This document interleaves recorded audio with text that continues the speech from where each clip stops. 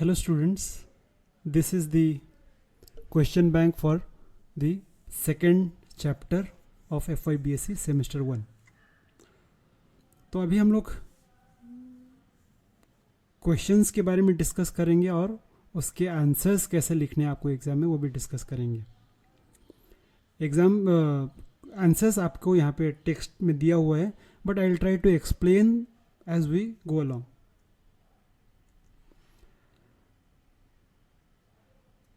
Chemical equilibrium क्या होता है? केमिकल इक्विलिब्रियम वो स्टेट होता है जब आपका फॉरवर्ड रिएक्शन और बैकवर्ड रिएक्शन सेम होता है एंड जिसकी वजह से आपके प्रोडक्ट और रिएक्टेंट के कॉन्सेंट्रेशन टाइम के साथ चेंज नहीं होता है. ली-चैटले प्रिंसिपल क्या है? ली-चैटले प्रिंसिपल कहता है कि अगर आपका सिस्टम इक्विलिब्रियम पे है and if you disturb it by changing either the concentration, temperature और प्रेशर, तो आपका इक्विलिब्रियम इस तरीके से मूव करेगा, आपका रिएक्शन इस तरीके से मूव करेगा कि आपने जो भी चेंज किया उसके ऑपोजिट डायरेक्शन में मूव करेगा और वो तब तक मूव करेगा जब तक नया इक्विलिब्रियम अटेन ना हो. गिब्स फ्री एनर्जी का डेफिनेशन पूछा गया है. इसमें सबसे इंपॉर्टेंट बात यह है कि you have to write this G is equal to H minus TS. ये आपको ये लिखना पड़ेगा और आपको ये भी लिखना पड़ेगा कि H क्या है और T क्या है. So H is your H is enthalpy, S is entropy and T is temperature. And आपको याद रहेगा तो you can also write that delta G is used as the criteria for spontaneity. अगला, what is exogenic और endogenic reaction? Exogenic and endogenic reactions, इसमें आपका delta G not, ये not important है. Not is stands for the standard reaction. Delta G not value जिसमें negative होगा हम लोग उसको एक्सोजेनिक बोलेंगे और जिसमें पॉजिटिव है हम लोग उसको एंडोजेनिक रिएक्शन बोलते हैं. लॉ ऑफ मास एक्शन क्या है? ये कहता है कि किसी भी समय पे आपका रेट ऑफ द रिएक्शन जो है it is directly proportional to the concentration of the reactant raised to the power the stoichiometric coefficient. Catalyst क्या होता है? Catalyst is a substance which increases the rate of reaction without itself undergoing a permanent change. ये लिखना ज़रूरी है. आप लोगों को छोटे क्लासेस में लिखा है, बताया जाता है कि without taking part in the reaction. That's not correct. What is homogeneous equilibrium और हेट्रोजीनियस इक्विलिब्रियम? दोनों ये क्वेश्चन एक साथ डिस्कस करते हैं. होमोजीनियस इक्विलिब्रियम वो इक्विलिब्रियम है जिसमें आपके रिएक्टेंट्स और प्रोडक्ट्स सारे एक ही फेज में है. लाइक सो आपको यहाँ पे ये एक एग्जांपल देना पड़ेगा. देखिए यहाँ पे आपका रिएक्टेंट भी गैस है और आपका प्रोडक्ट भी गैस है. So all your reactants and products are in the same phase, therefore it is a homogeneous equilibrium. Heterogeneous में क्या होगा? आपके रिएक्टेंट और प्रोडक्ट एक से ज़्यादा फेजेस में. सपोज यहाँ पे ये एक फेज़ है, ये दूसरा फेज़ है, ये तीसरा फेज़ है. सॉलिड हमेशा दो फेजेस अलग अलग फेजेस बनाते हैं. So because your reactants and products are in different phases, therefore this reaction is called, this equilibrium is called heterogeneous equilibrium. Okay, आपको ये डेरिवेशन है Kc एंड Kp. Kc क्या है? Kc is the equilibrium constant in terms of concentration and Kp is the equilibrium constant in terms of pressure.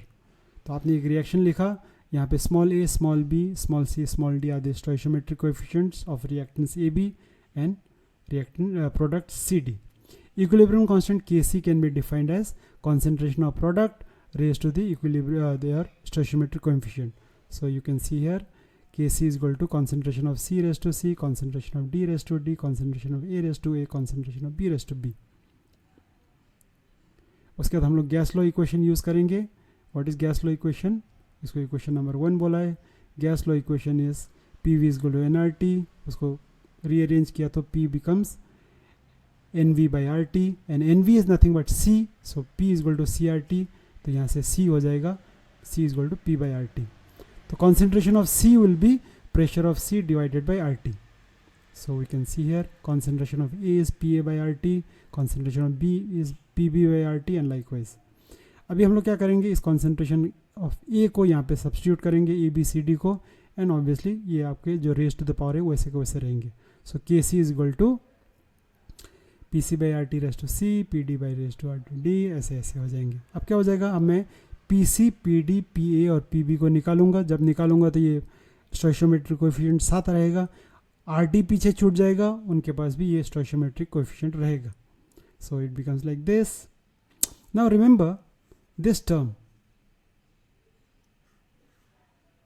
Is going to be my P K P, जो कि मुझे यहाँ पे relation चाहिए के सी और के पी का. तो ये सेट के सी है और ये मेरा के पी होने वाला है. अब रेज टू द पावर ये आ गया है. Simple algebra tells you that इसका simplification will give you R T minus C D minus C minus D plus A plus B. इसको जस्ट रीअरेंज किया, आप यहाँ पे के पी आ गया. सो माइनस बाहर ले ले तो C plus D minus A plus B. So उसको मैंने अगर डेल्टा एन माना तो K C is equal to K P R T raise to minus delta N.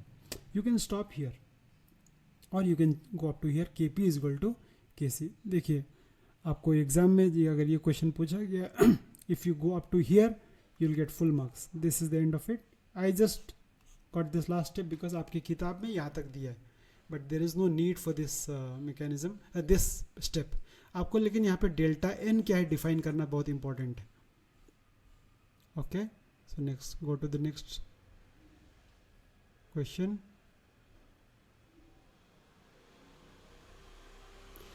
What is catalyst and explain how it affects the equilibrium constant. पहले हम लोग catalyst क्या है ये देखते हैं. Catalyst is substance which increases the rate of the reaction without undergoing it's permanent change. ये हम लोग फर्स्ट पेज में देख चुके हैं. अब ये बड़ा क्वेश्चन है इसलिए हम लोग थोड़ा सा और लिखेंगे. कैटलिस्ट क्या करता है, catalyst decreases the energy of activation and इसलिए रेट को बढ़ाता है. अब फॉर रिवर्सिबल रिएक्शन क्या हो जाएगा, catalyst decreases the energy of activation for the both the forward reaction and backward reaction. इसका मतलब क्या है, वो फॉरवर्ड रिएक्शन को भी फास्ट करेगा, बैकवर्ड रिएक्शन को भी फास्ट करेगा. इसलिए कैटलिस्ट इक्विलिब्रियम को जल्दी अटेंड करने में हेल्प करता है. लेकिन a catalyst does not affect the value of equilibrium constant. We can stop here but if you want you can write here. A catalyst is a kinetic concept and equilibrium is a thermodynamic concept there. And इसलिए इन दोनों में ये नहीं है. Catalyst has no effect on the equilibrium position. Derive want of equation. इस derivation के हम लोग को दो चीज़ ज़रूरी है. We need to know this. Delta G not is equal to minus R T L N K P and delta G not is equal to delta H not minus T delta S not. ये दोनों equation मालूम होना ज़रूरी है. Then we can solve further. तो यहाँ पे मैंने क्या किया है, पहले मैं इस इक्वेशन को रीअरेंज करूँगा. So it will become L N K P is equal to minus R T को उधर लेके जाऊँगा तो नीचे आ जाएगा. So this becomes L N K P is equal to minus delta G by R T नीचे आ गया और ये माइनस इधर है. उसके बाद मैं क्या करूँगा, डेल्टा जी की जगह पे ये डालूंगा. Please remember there is a minus sign, तो मैं ब्रैकेट यूज़ करना अच्छा है.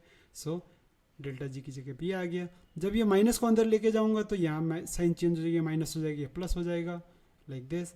Then I can separate this denominator to both numerators. तो उससे क्या हो जाएगा, ये ऐसे हो जाएगा. Then I can cut this t and this t. So finally ln kp is equal to this equation. Now if I have two temperatures T1 and T2 and उस पे आपका equilibrium constant is kp1 kp2, I can substitute them like this. ln kp1 of this is equal to, यहाँ पे t की जगह T1 आ जाएगा, बाकी सब सेम है, and P2 की जगह पे T2 आ जाएगा. एंड ये now I am going to subtract equation 1 from equation 2. तो क्या हो जाएगा, subtracting equation 2 from equation 1. No this is not correct.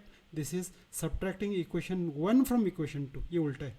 So you should write this as subtracting equation 1 from equation 2.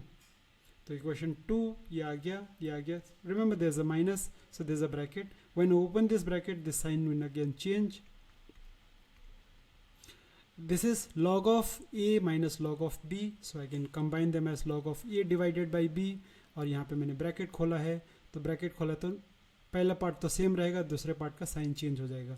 Then I can cut these two, ये दोनों cut हो जाएंगे, ये बचा. Then I can take out delta H naught common delta H naught by R common, तो क्या हो जाएगा, यहाँ पे बच जाएगा 1 बाई टी वन और यहाँ पे बचेगा -1 बाई टी टू, ऐसा। सो यहाँ पे इसको सिंप्लीफाई किया तो T1 T2 divided by T2 minus T1 आपका न्यूमरेटर में आ जाएगा, and this is your van't of equation. Next, अब ये क्वेश्चन बड़ा क्वेश्चन आ सकता है, what is Le Chatelier's principle. If you remember, ये हम लोग ने पहले पेज में दिया है, so I will not repeat the definition. लेकिन उसके बाद हम लोगों ने डेफिनेशन में क्या कहा था, we can disturb the equilibrium by changing the concentration, temperature and pressure. तो ये लंबा क्वेश्चन आ सकता है जहाँ पे पूछा गया कि कॉन्सेंट्रेशन का क्या असर होता है, टेम्परेचर का कैसे असर होता है, प्रेशर का कैसे असर होता है। Will discuss all these three. तो definition I am not going to repeat, it's on the first page. Now effect of concentration, तो आप लोग ये ध्यान रखेंगे कि with this we have discuss in the class. आप कॉन्सेंट्रेशन रिएक्टेंट बढ़ाएंगे तो रिएक्शन आगे जाएगा, रिएक्टेंट को कम करेंगे तो reaction will move in the backward direction. Product बढ़ाया तो reaction will move in the backward direction, product कम किया तो reaction will move in the forward direction. ये आपका effect of concentration. Effect of temperature, अब टेम्परेचर में आपके पास दो टाइप के रिएक्शंस हैं, एक एक्सोथर्मिक रिएक्शन है और एक एंडोथर्मिक रिएक्शन है। ये आपका एक्सोथर्मिक रिएक्शन है